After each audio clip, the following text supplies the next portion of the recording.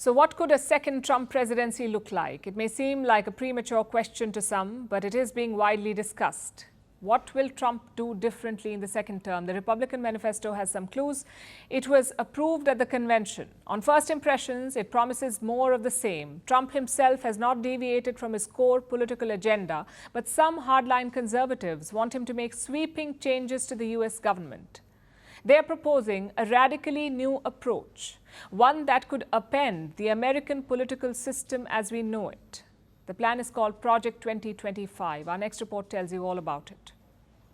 I proudly accept your nomination for president. Donald Trump couldn't have asked for a better situation. For the third consecutive time, he has sealed the Republican Party's nomination. He has a clear lead over his Democratic rival. Some of his supporters say that his victory is pretty much certain. If Trump secures the victory, what will his second term look like? Some conservatives have cooked up a playbook for him. It's more than 900 pages long. The Democrats call it a nightmare.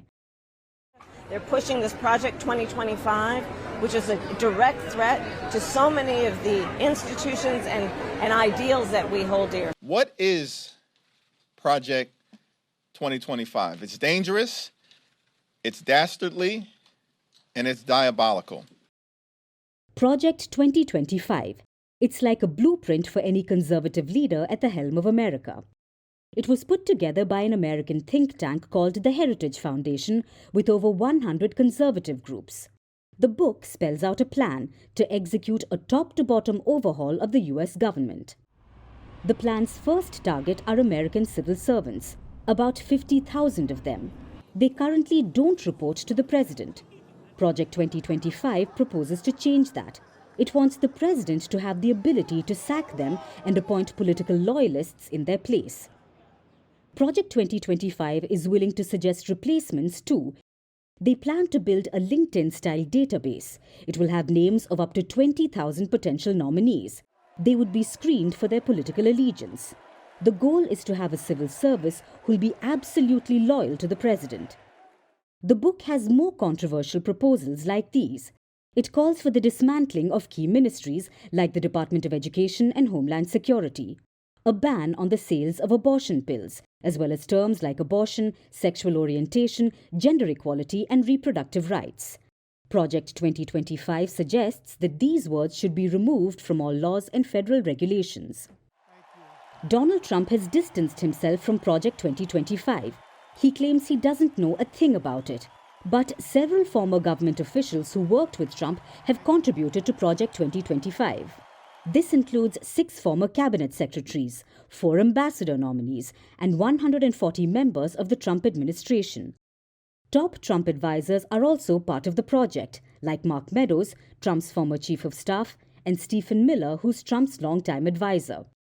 It's common for policy experts and think tanks to recommend policies to presidential candidates. Project 2025, however, goes much further. It's a step-by-step guide on how to radically overhaul the U.S. government. The goal is to align it with the views of right-wing hardliners. If it goes through, expect some serious pushback from the Democrats.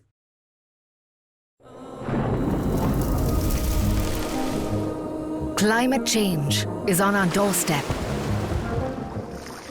It's time for a revolution to take root. And it starts with 1.4 billion Indians.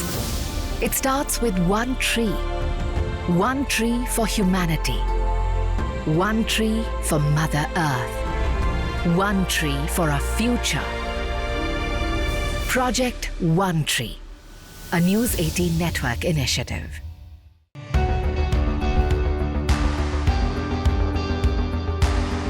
Across continents, one powerful news source. Bringing you diverse perspectives on the issues that matter.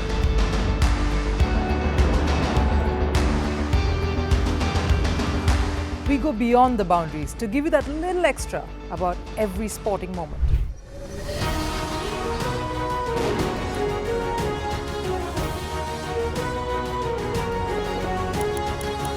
So thank you for making Firstpost 5 million strong. We're counting on your support, and you can trust us to bring you the news unfiltered and unvarnished.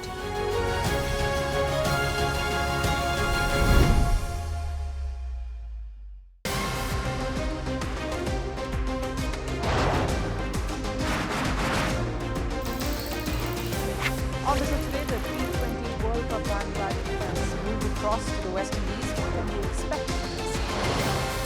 Hello, I'm Alison Green, coming to you from Durban, South Africa. Today we have a special show. Start with a report on India's shifting nuclear posture. The first time since India officially became a nuclear power. Hello and welcome to Firstpost America. I'm Aaron Ham, coming to you live from the nation's capital, Washington, D.C.